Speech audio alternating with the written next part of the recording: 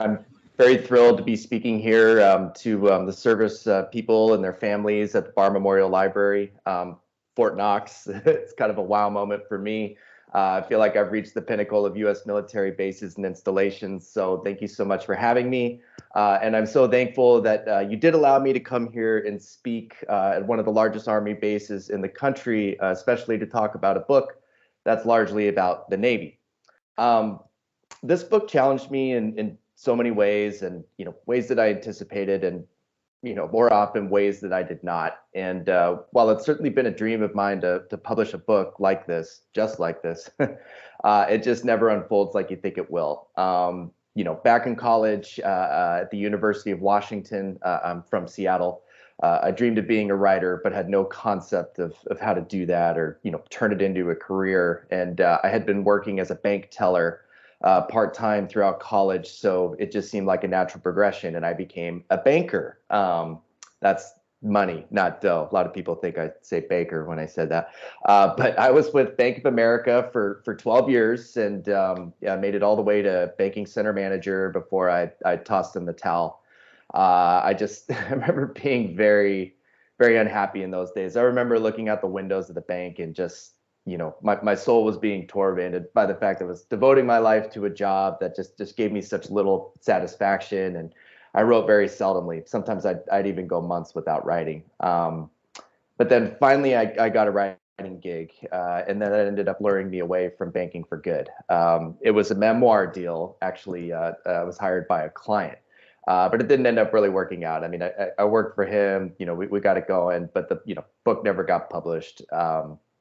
But it got me away from banking, and I wanted to keep my writing career going. So I had a very rough couple of years there, both mentally and financially, trying to get it going as a writer. I did get a gig where I wrote a book for the International Brotherhood of Teamsters, about a former president there named Dave Beck. He was the president of the Teamsters right before Hoffa, Jimmy Hoffa, who you've probably actually heard of. But Dave Beck, like Hoffa, went to jail, for for some bad things. So that actually kind of set me up, but not career wise. I couldn't get anything going from that. No employers seemed to be very impressed by that.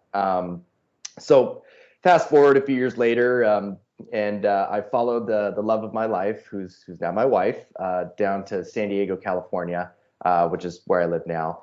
And that's where I got my first writing job, not a gig, an actual writing job. And it was writing. It was working nights in a newsroom. So the shift started at 2 a.m. and ended at 10:30 a.m. And then I had day jobs that were going on with that as well. And I think my schedule was like Wednesday through Sunday, so I didn't have any weekends either. It was a really tough time in my life. But that job, as much as I didn't like it, landed me my next job, which was similar in the fact that I hated it, but at least this time the experience would be far more consequential. So the startup company called 101 Network had a history website called History 101. Starting in 2018, I wrote story after story and spent my days researching many of the greatest stories in American history and world history as well. I should clarify that this work was amazing. I could spend the rest of my life doing work like that, but the company culture was very toxic, as is the case with many startups.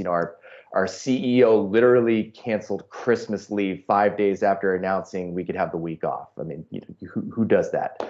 Anyway, as I was suffering away there, I did write some fun stories. One was about a declassified report about a secret alliance between the Mafia and the Navy during World War II. It did okay, in terms of how many people actually read it, but it was far from a hit. In 2020, as COVID hit, the company was an early casualty and shut its doors less than 2 months into the pandemic.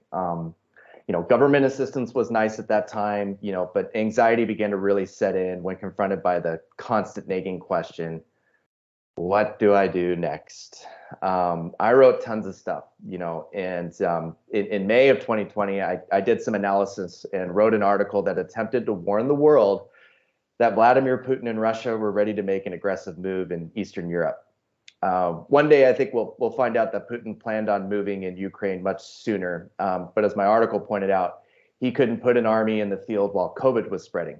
Thus, the title of the article, How COVID-19 is Preventing a War. Then my wife got pregnant, and there was a need for me to get real. I needed a job with health benefits, high pay, like the one my wife had. But instead, I got contacted out of the blue on LinkedIn by a writer named Julie Checkaway. Julie is a New York Times bestselling author. The 3-Year Swim Club is one of her best. She said she read my story about the Navy Mafia alliance on Twitter, loved it, found me on LinkedIn, and now she wanted me to help. She wanted to help me put together a proposal to submit to the major New York publishing houses. I was basically just about ready to give up on writing books for good, and then this news came. So, I accepted in a heartbeat, even though it was a terrible time for conducting research, especially the extensive research that needed to be done to make this book come to life as it deserved. COVID had shut the doors on basically every library and archive in the country, and oddly, that worked out in my favor. I knew that the bulk of my research was in an archive at the University of Rochester in New York, and I always figured I'd have to spend, at great cost to myself. You don't get reimbursed for these things. I figured I'd have to spend a great deal of time there, but because of COVID, I didn't have to go at all.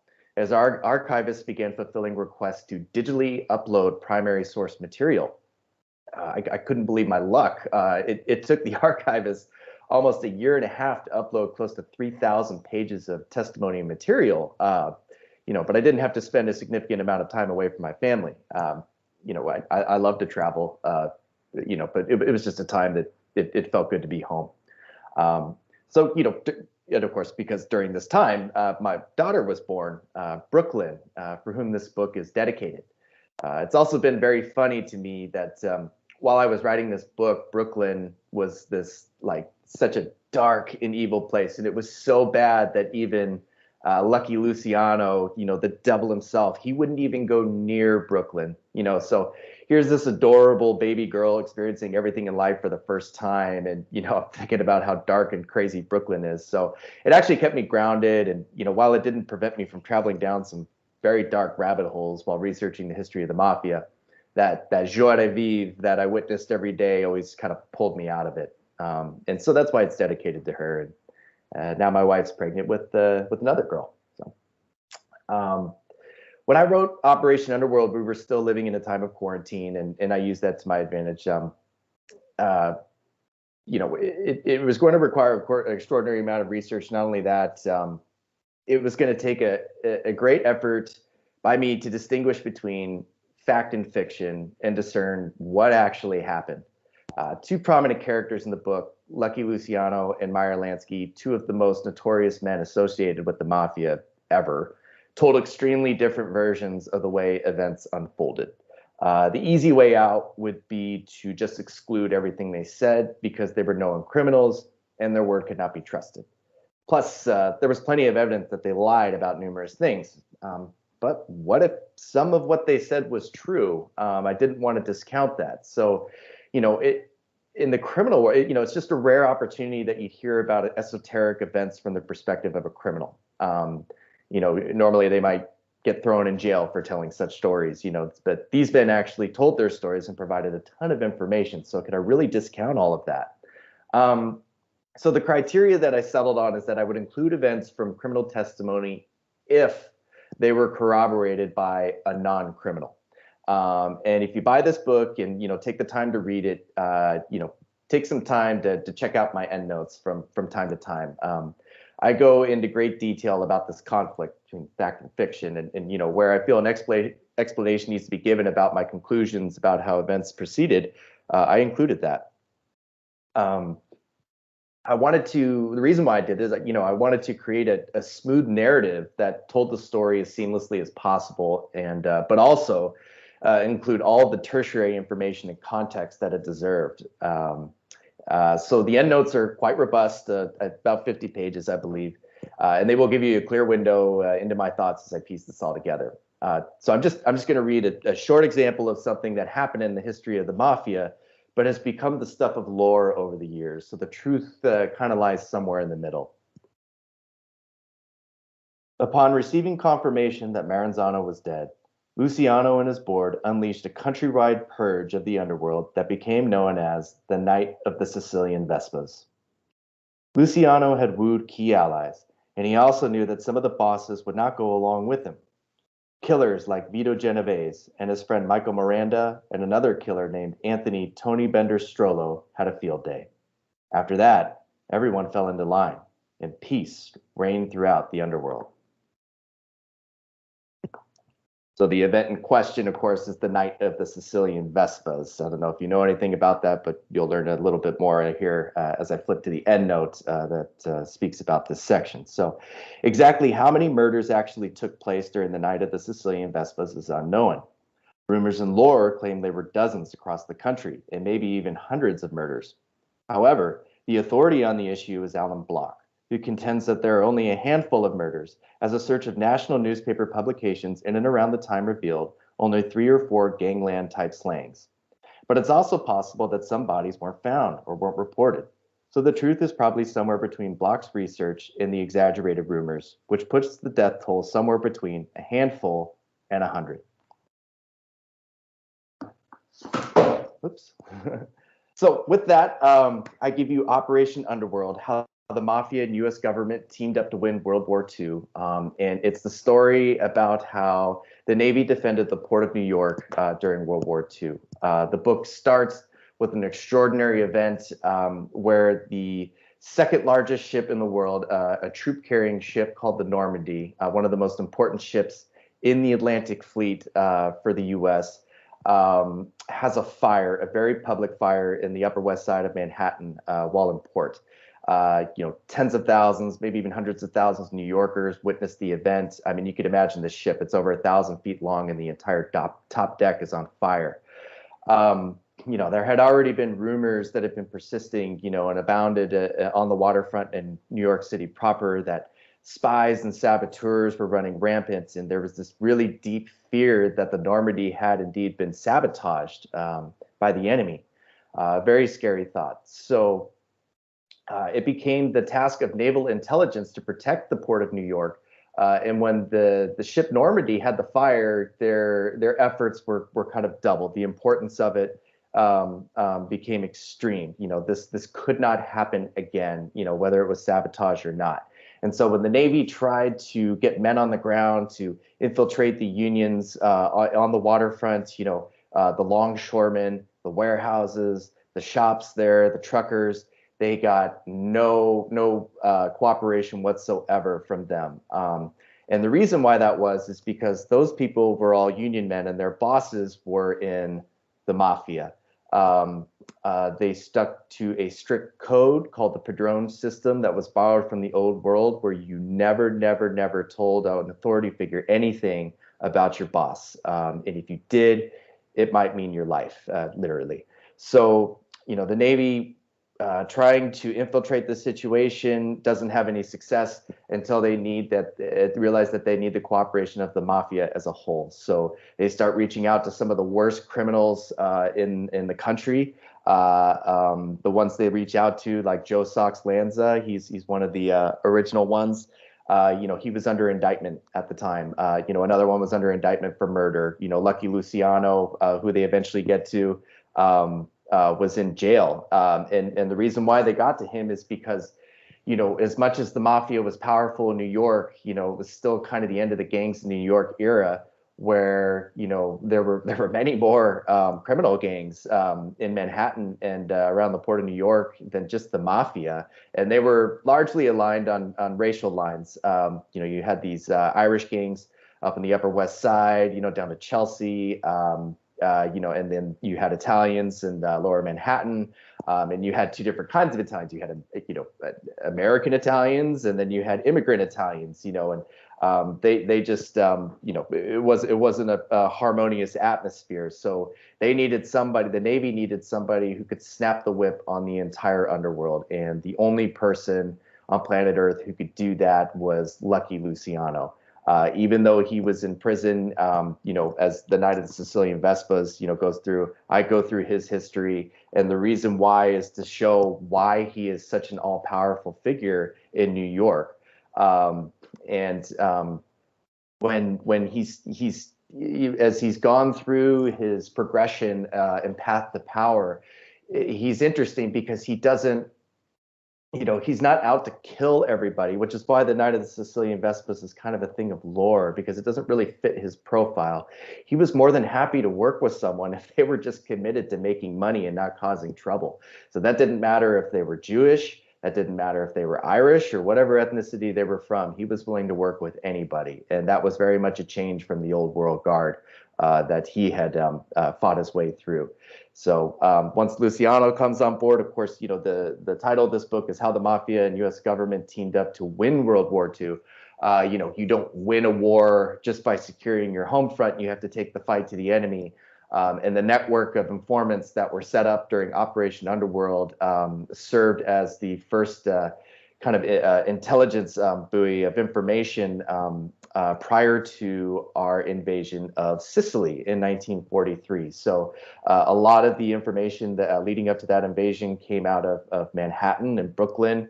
And even 4 officers were plucked right out of Operation Underworld to lead the first wave of attacks on Sicily, both the Gela and Licata beaches.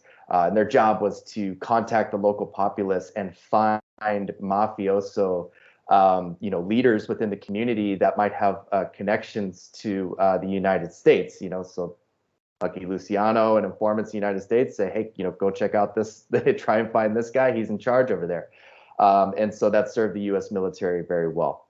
But I don't want to give away too much of it.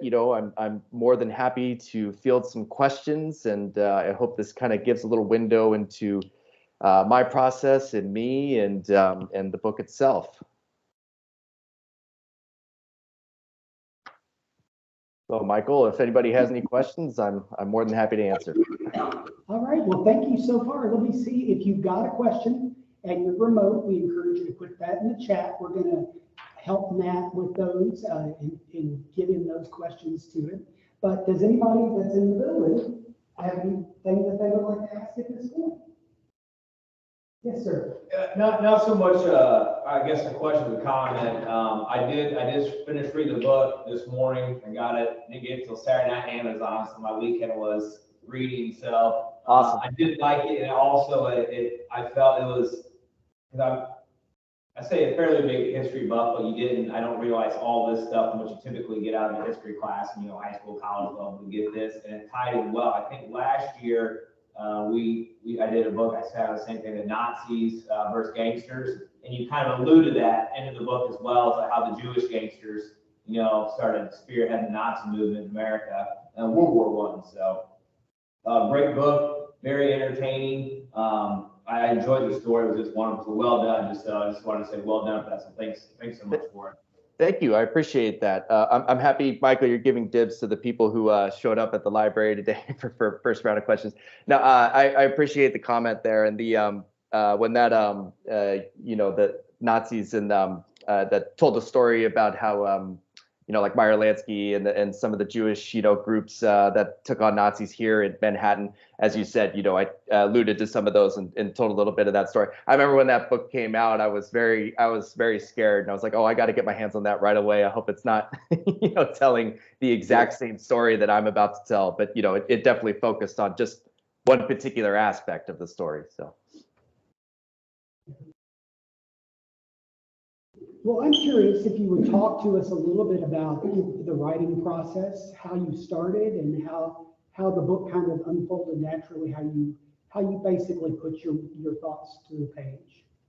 Yeah, so research was extensive, and I might have just been in research mode forever, had my agent not just eventually say, just start writing. It's okay.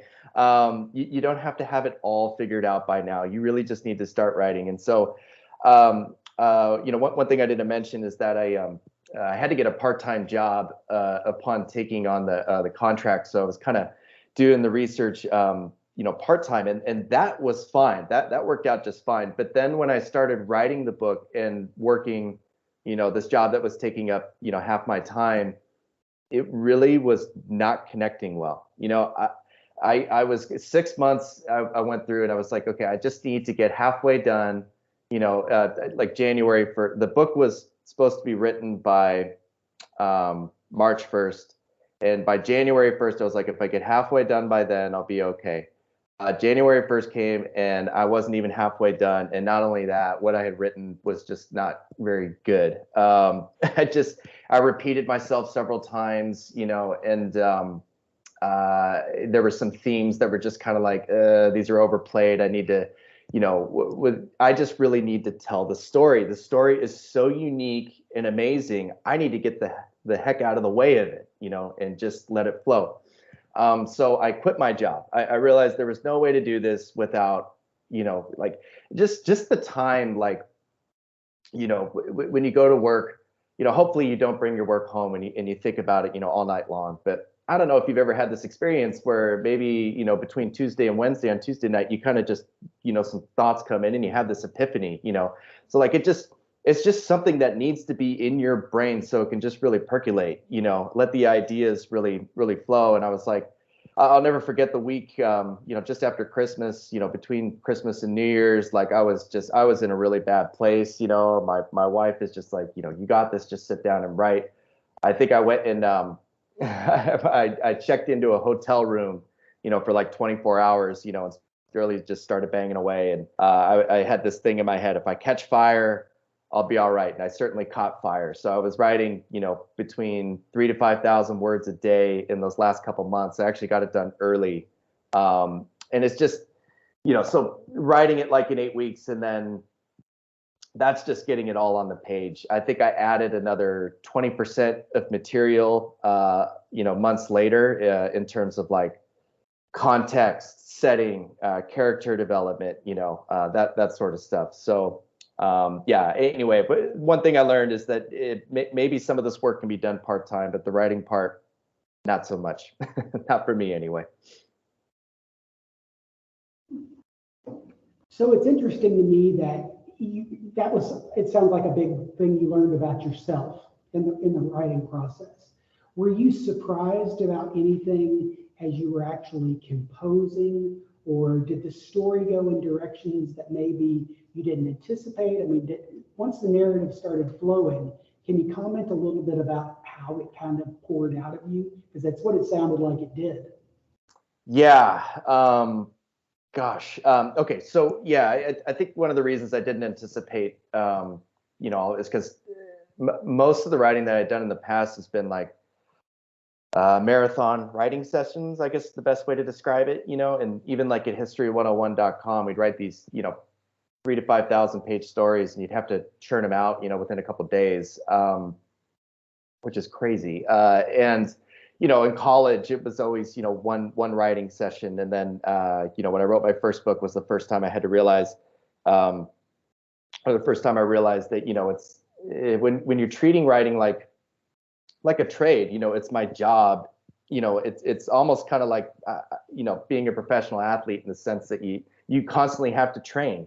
This is a muscle that will go away if you're not doing it. So great, you go write a marathon and then you don't write for a week. That's not going to work. You have to write every single day.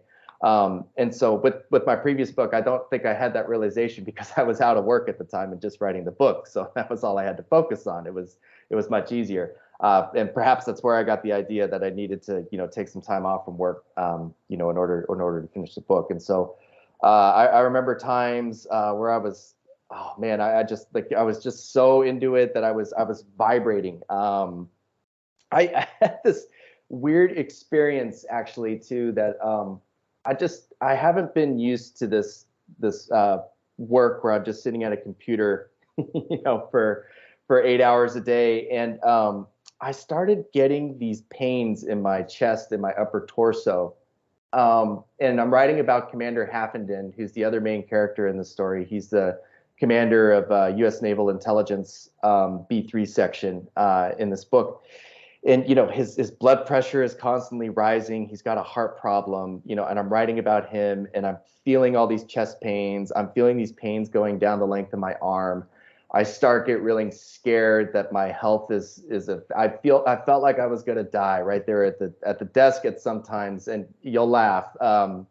Because I finally went to an urgent care and I got an EKG done and everything, and I got really lucky that the doctor was a tissue specialist. I can't remember the name of that kind of doctor, but she starts pressing on these various parts and she's like, "Does that hurt? Does that hurt?" I'm like, "Yeah." She's like, "Your muscles are sore."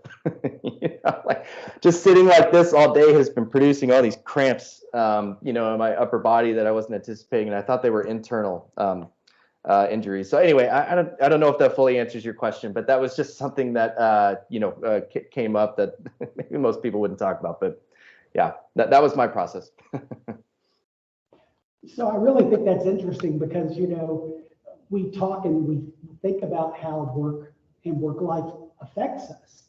So it's interesting to me that you actually had a physiological response to the work here. Yeah. I see that Sharon has a question. If you'd like to turn your microphone on and ask the question. Thank you very much, Matthew, for your explanation of how writing goes. I have a question for both you and for Michael. One, Michael, how is this book cataloged in your library? Is it under World War II? What is it? How is it cataloged? And the other question for Matthew is, do you sketch out chapters and decide I'm going to do this in this chapter, then lead on, and do you follow that? So Michael or Matthew, whoever wants to go first. Michael, why don't you go ahead? Yeah. Okay. I'll address that one. We have it under World War II, and it actually was a question that I wanted to follow up and ask Matt about. I will save in terms of following up because it does involve actually sharing the idea of cataloging and indexing and so on and so forth, and how he perceived it and historical resources. So I'm going to hold that until he answers your other question. Right, and what a great question that is, Sharon. Just to point on that real quick, that's one of the things I love about this story in this book is that there's something in it for just so many different people. Is it a mafia story? Is it a military story? Is it a World War II story? A history. It's also written in a narrative nonfiction format. So there's a lot of places in the library it can belong, and probably why I'm speaking, to folks at Fort Knox. I've spoken to people at the Spy Museum. I've done podcasts for people who do, true crime. So it checks a lot of those boxes. So, okay. So to your question, Sharon, about chapters and process. So the proposal that I wrote, it's kind of funny. The advice I was given was just like, get the proposal down, but do not use it as you probably won't end up using it as the outline for your book. And I thought that was kind of crazy, but she ended up being right. So I kind of, I knew all the elements that needed to be in there from what I had written in the proposal. And I guess it was just a matter of not only organizing it, but I think one of the things that the proposal did not get into, it's got all the events that are going to happen.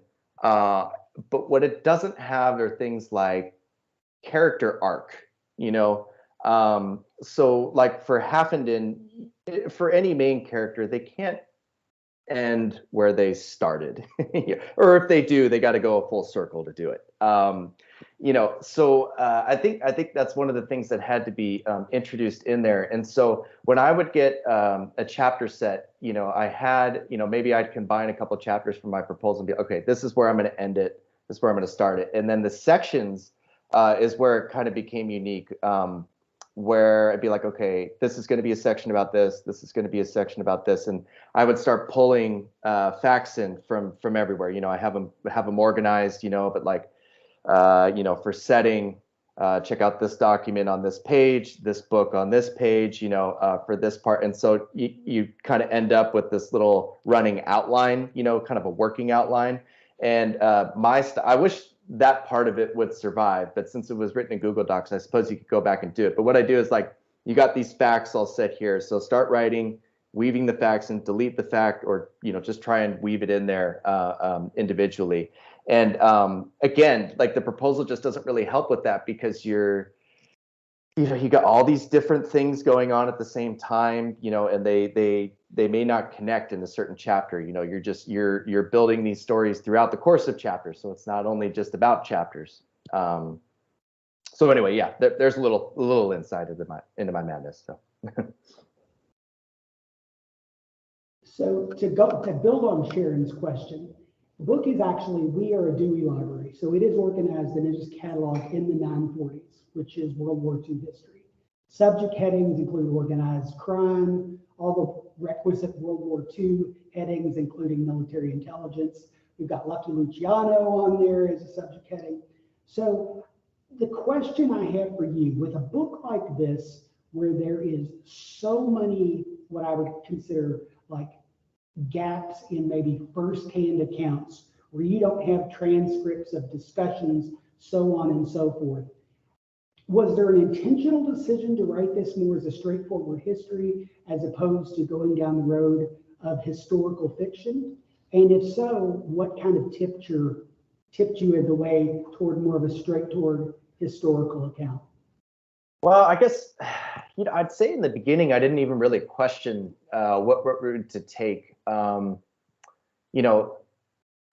are a lot of gaps in this story, and I hope I filled, many of them. But, because there was such and if you read the book, if figure this out, but, there was a massive cover up of Operation Underworld after World War II. And, that's why one of the reasons why the story has gone so long untold. And the narrative nonfiction is my favorite format for history. I just kind of have the feeling like a lot of brilliant people in the field of history aren't the best writers. And then there's a lot of writers who, maybe not so good at the research aspect of it. So it's hard to bring those two together. And I read a lot of history books, of course, and, a lot of times it's the writers I feel like the writers just trying to make themselves sound smart, it's just not easily digestible. And that's the kind of history that I want to bring to people. So for me, this format, made a lot of sense. But in terms of fiction, oh my gosh, I would love to write a fiction about this story. And it has been attempted, but I don't know, those books have not done very well. I think using this book as the basis, it could make a fantastic, Netflix type series where you do actually go into a little fictional accounts, because you can, as I'm writing it, and I go into some of this in the end notes as well, you just there's more going on, it, but there's no evidence to it. So for a fiction, it would be great to explore some of those components, and I'm hoping that that happens on film someday. I know that Regina in our audience has a question for you. Regina? Hi, thank you for taking your time out to do this today. Enjoyed the book. Was there a character that intrigued you the most, or any part of your research that was just shocking that you really related to? Yeah, I have to say one character. He's not like a main character, but there is this character named Johnny. Cockeye is his nickname, Dunn. And if you ever see it, well, there's a picture of him in the book. You can see a mugshot of him. He's got this, this cockeye here, and he looks like a terrifying individual. When I was speaking about the gangs in the Upper West Side, he was one of the Irish leaders up there. And I would have loved to know more about him. There is now, again, given my criteria, if a criminal, testified to something that happened, if a non-criminal corroborated it, that I would include it. Well, there was a story that Meyer Lansky told that Johnny Dunn actually murdered somebody in the name of Operation Underworld. But there's no body, there's no evidence. It's just Meyer Lansky's word, so I didn't include it. But I would not be surprised, because 1 year after World War II, he shot a man 6 times, and the guy didn't die right away. And he told, as he's dying on his deathbed, he told him it was Johnny Dunn, told the police that it was Johnny Dunn who killed him. So Johnny Dunn you'll read, he helped us out a lot, securing cargo, that was bound for Europe, securing the ports, creating an environment where the flow of classified information and sensitive information about ship movements was not permitted or had consequences. He did a lot. But, he was convicted of murder and then died in the electric chair in 1947 in Sing Sing prison, So these were the people that were helping the United States out. So that one was a true dichotomy. In other words, some of the mafia were kind of, gangsters. Maybe they had done some violent stuff, but Johnny Dunn was a real, he was like like bad fiction almost, the kind of bad guy he was. Louise has a question for you. This is perhaps more philosophical than factual or related to the writing, but it seems to me that the idea that started your research and kept you writing all along was the assumption that criminals would not be patriotic. And I find that kind of surprising because I think criminals are probably as patriotic as everybody else. Yeah, I get what you're saying there, and I don't want you to think that I don't think that criminals are patriotic. I think because that's actually something I learned. I mean, maybe I just didn't know, but the Navy, people in B3 section, naval intelligence, that was a big question for them. Would they even help out? And to your point, they find out not only sure they'll help, they are happy to help. They love this country, just like we do. So, and that was an interesting finding for sure. So going back to the idea of the research and all of that, can you tell us a little bit about, did you run into anything that you were trying to follow a lead or trying to find information on, and then you ran into a roadblock, whether it be just a gap of information you could not successfully fill, or did you run up against any sort of, I hate to say the words, but classified document type of issue that created an issue for your work? All right.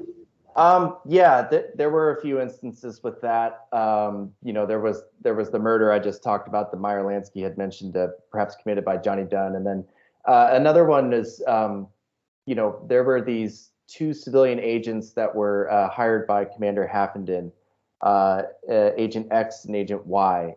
That's what they had been known as until Operation Underworld came out. So the first time publicly that these two men, Agent X and Agent Y, have been identified as Dominic Seiko and Felix Seiko. These men were investigators. They were friends of Haffenden. They were very trusted partners. They worked with him in just about every aspect of the Operation Underworld. I would just love to know more about what they did. In one specific instance, we know that one of them worked as a bench hand in the Norden bomb sight factory. The Norden bomb sight, which was in the B-17, might have been in other bombers, but in the B-17s, it was supposed to be so accurate that it could drop a bomb in a pickle barrel from 30,000 feet, which of course is not true.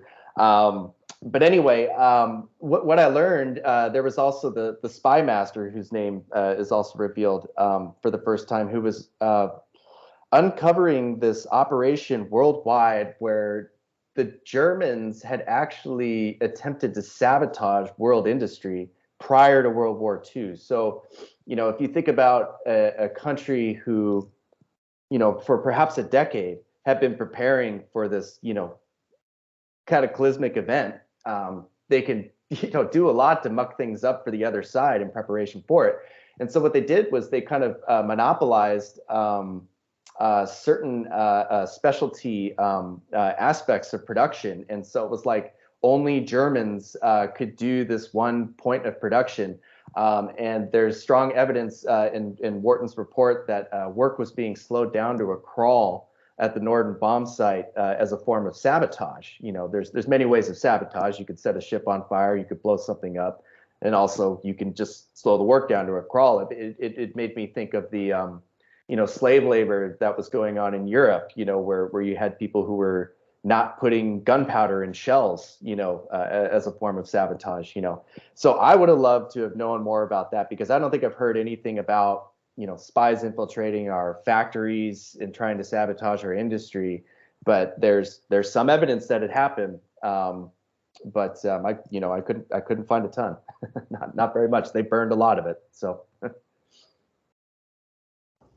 Yeah, kind of a two-part question.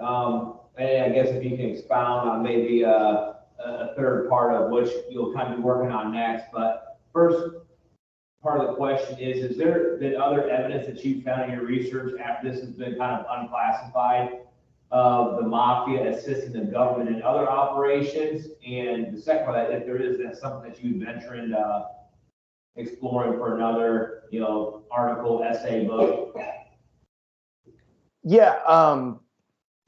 Yeah, not so much maybe it was in the course of the research of the book, but there's also a lot of evidence that Luciano had helped the government out in certain Cold War operations against the Soviets, and so I think that would be a really interesting aspect to research at some point for sure. It's not my plan for my next book, but I think. Yeah, that would be an interesting one. I mean, Operation Underworld was as far as we know, and every the powers that be say it is the first operation of its kind. But using criminal elements, for foreign gains, that did continue into the Cold War.